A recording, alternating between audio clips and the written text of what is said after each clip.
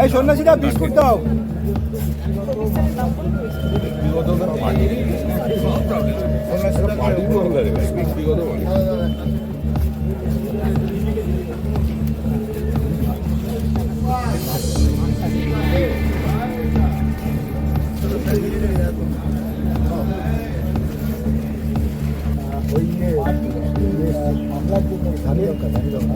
রাজ্য সভাপতি সৌমিক ভট্টাচার্য এবং এখানে এসে তিনি যারা লয়াররা রয়েছেন তাদের সঙ্গে যারা আইনজীবীরা রয়েছেন তাদের আড্ডা এবং চা খাচ্ছেন বিজেপি রাজ্য সভাপতি সৌমিক ভট্টাচার্য। এখানে সৌমিকদার সঙ্গে কথা বলার চেষ্টা করবো। সৌমিকদা, শুধুমাত্র মামলা নয়, তার সঙ্গে সঙ্গে আইনজীবীদের সঙ্গে কথা বললেন এবং তাদের সঙ্গে আলাপ সালাপটাও বললেন।